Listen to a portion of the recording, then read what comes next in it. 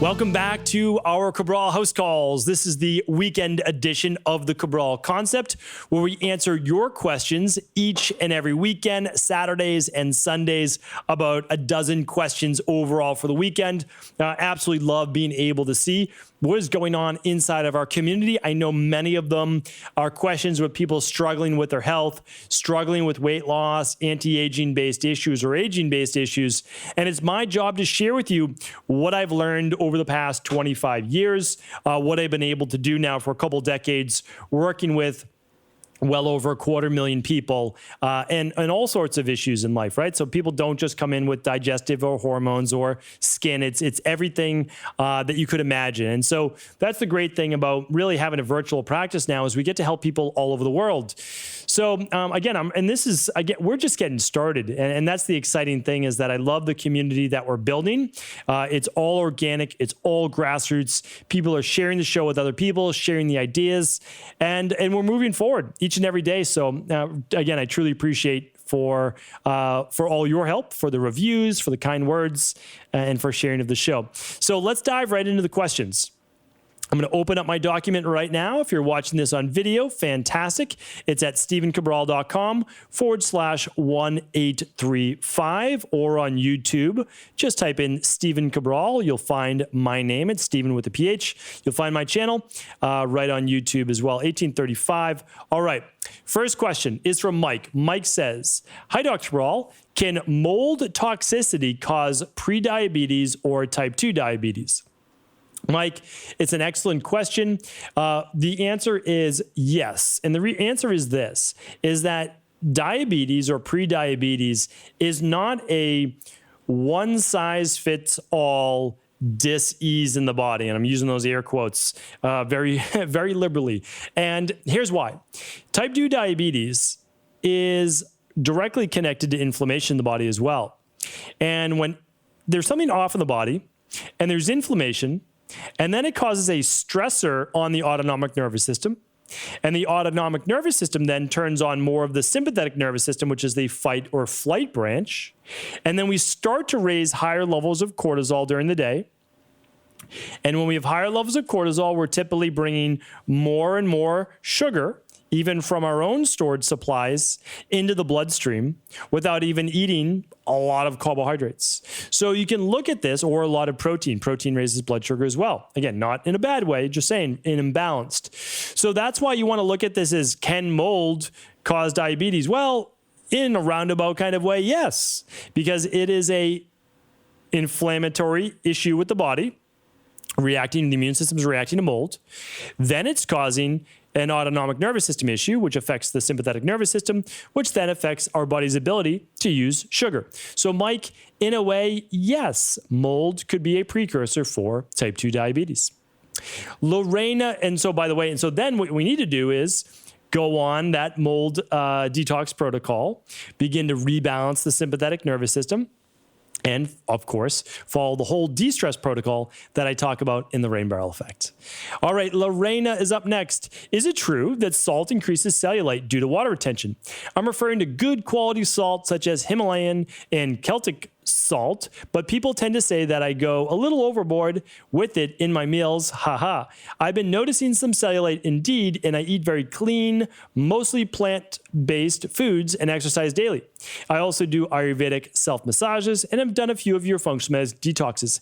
Any advice? Yes. So I've done actually multiple shows on cellulite. I would love for you to go to StephenCabral.com/podcasts. And you can just type in the word cellulite and it will pull up all the shows I've talked about cellulite. Let's actually do that just for a second. I am going to head over to StephenCabral.com/podcasts, and I'm going to type in cellulite. And there we go. And I get episode, let's just see here, 1415, 1414, 1282, 1269, 1072, 1013, 967, 813, 744, 576, 575, 534. You get the gist. And if you want it beyond just a house call show, you can check out episode 375 as well. So there's lots and lots of shows right there. Episode 221, way back in the day, was how to get rid of cellulite. And so you can check out that one too. But all right, so what do we want to talk about? Can Himalayan sea salt or salt in general increase cellulite? And the answer is yes, because it can increase water retention. So it can increase what's called subcutaneous water retention as well. That is the amount of water held between your skin and, let's say, the tissue, muscle specifically. So whenever we have water retention, we could increase cellulite. But as you'll check out from my previous podcast, cellulite is really caused by a loss of muscle mass, a loss of lengthening of the muscle, fat gain, fat being intertwined with the actual fascia and the muscle tissues itself. So foam rolling, dry brushing, self-myofascial release, exercise, crucial. Functional medicine detoxes, crucial, like no doubt about it. But your body needs to be balanced in terms of sodium and potassium. What does all that mean? Well, here's the thing. Sea salt, although I 100% recommend it, especially above regular table salt, is that sea salt is still about 98.2% sodium chloride. So it still has sodium chloride, which is basically table salt. But table salt, they include iodine, which is fine, but they include aluminum and all sorts of things that you don't necessarily want in there. But regardless, the salt is not the issue.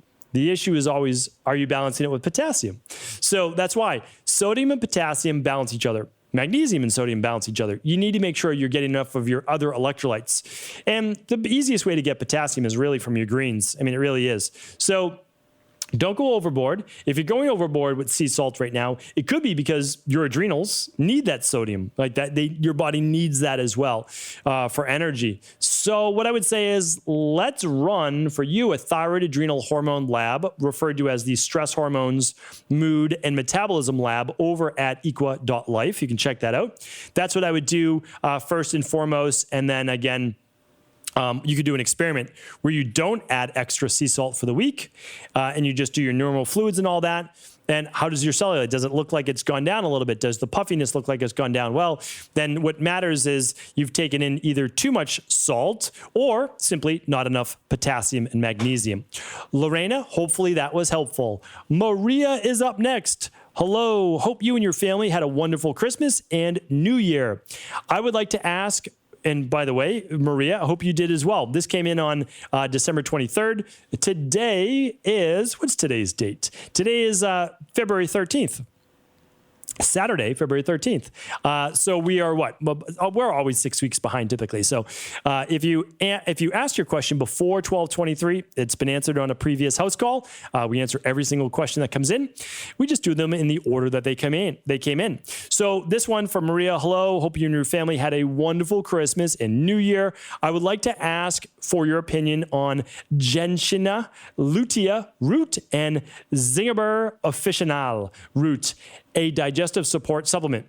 This was recommended by my naturopath, but I've never heard you speak of them before. I was told one must be careful with taking digestive enzymes with SIBO and that these would be safe to use. Thank you very much, Maria. All right. I have actually spoken about these many, many times. And once I mention the names, then you'll be like, oh, okay, you did.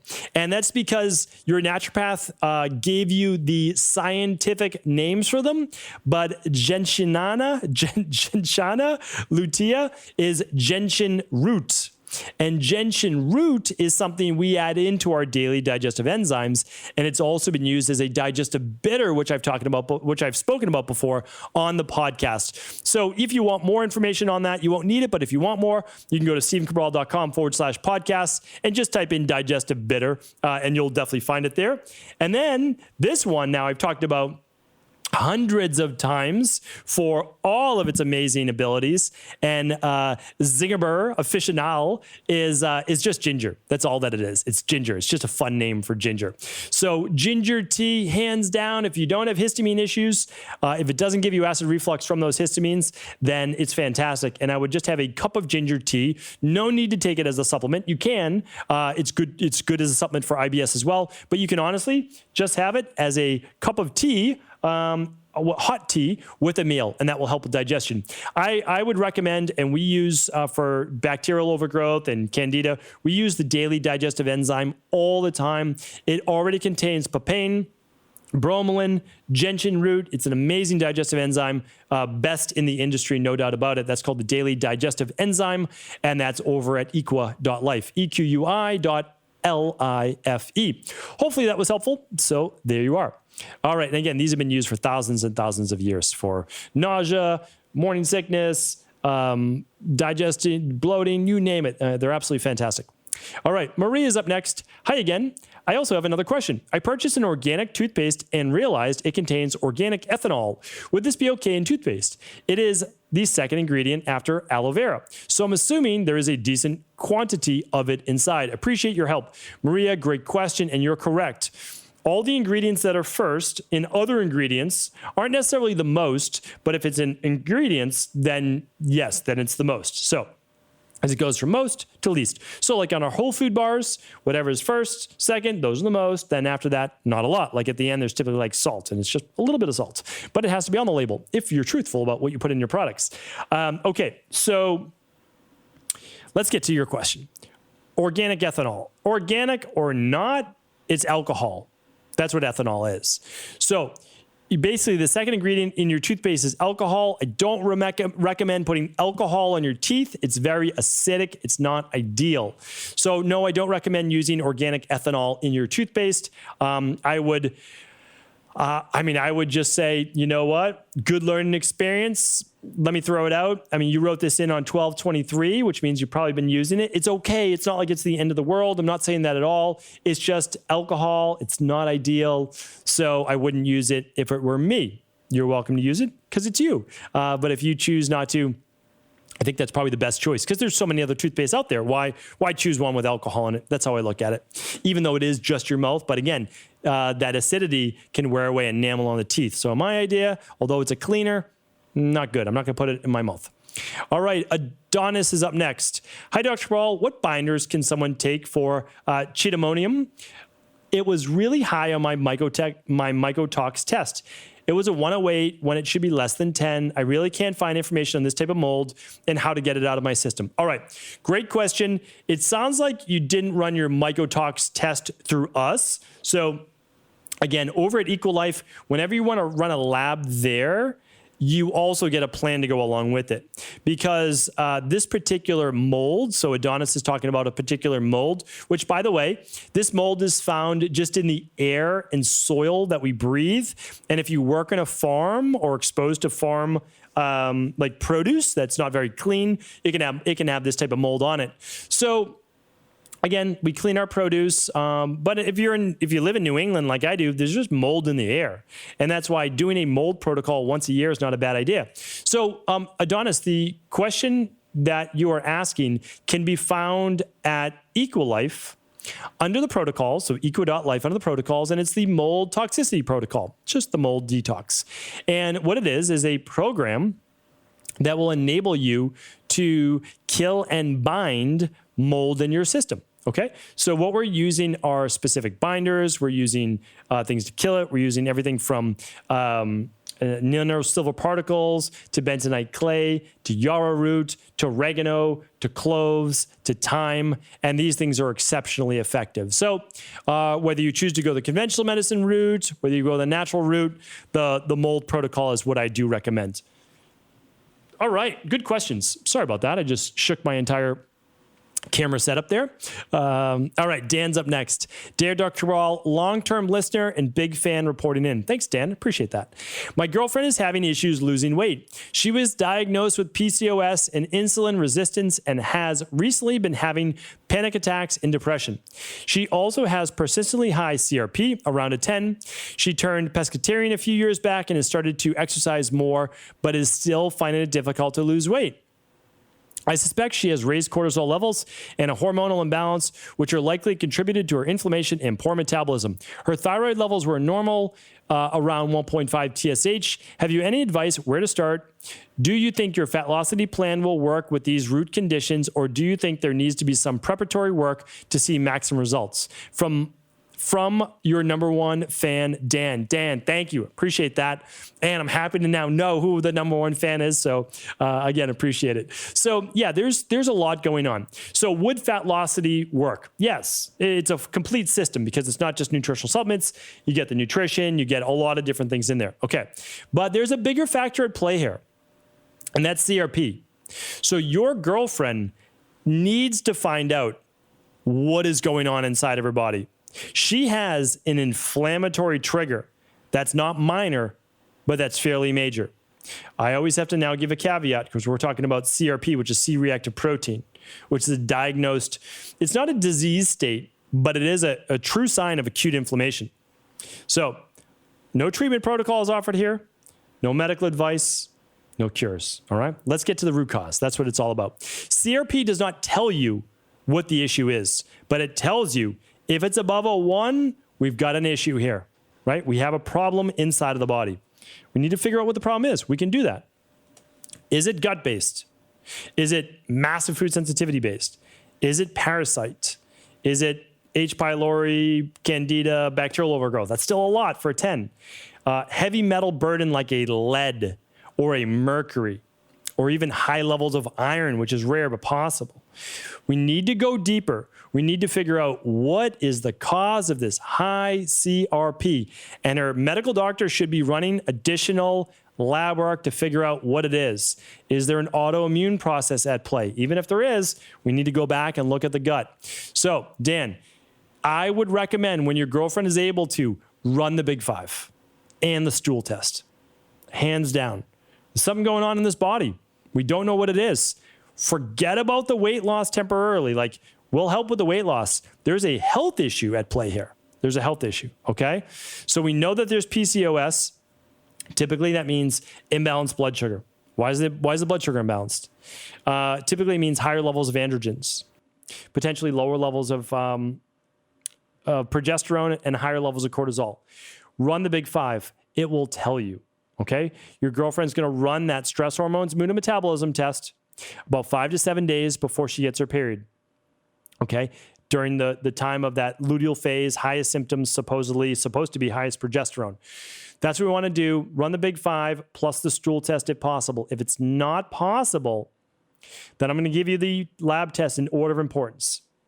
The stress hormones, mood and metabolism, the candida metabolic and vitamins test, the minerals and metals test, the bacteria and parasite stool test, the IgG food sensitivity test, and then the omega-3 inflammation test. All right? So those are the order that I would run them in if you can't do the Big 5 plus the stool. Hopefully, Dan, that was helpful. Always here to help, really. So just let me know. All right, one more question for today. And the last question is Lauren. Lauren says, can you do a review on Baruka Nuts? I'm also interested in your thoughts on their trail mix, which has a mix of fruit and nuts. All right, so I don't know about their, I'll do the review right now. So I don't know about their fruit and nut trail mix, but I'm not usually a huge advocate of trail mix because nuts and fruits don't always digest well together.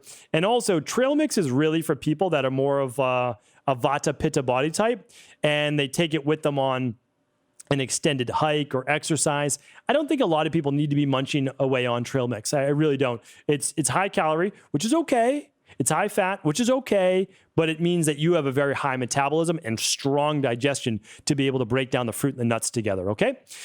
So let's go to Baruka Nuts, though. So Baruka Nuts are actually a high antioxidant tree nut. So if you have issues with tree nuts, it's a tree nut from Brazil. All right. So Baruka Nuts can be a really nice addition. They're more rare. They come from Brazil, high in antioxidants, good protein, good potassium, good magnesium, good fiber. And believe it or not, they're a lower fat nut as well. So I don't eat Baruka Nuts personally. Nothing against them. They're a good nut. If I'm eating nuts, I'm doing more of the macadamia nuts. I'm doing walnuts for the omega-3s. I don't do too much almonds. Brazil nuts, if you want to do one of those a day for selenium. So there's a lot of great ones out there. Baruka Nuts are great too. No issues with that. If you like Baruka Nuts, if you like the taste, you can throw a handful in your smoothie each day, or you can just enjoy them, eat them on their own. So there you have it. Baruka Nuts from Brazil, another great product right there. Hopefully today's house call was helpful. If it was, always do feel free to share this episode with anyone that you believe it could serve. You can just have them head on over to stevencabral.com/1835. I'll be back tomorrow answering more of our community's questions. Take care, everyone.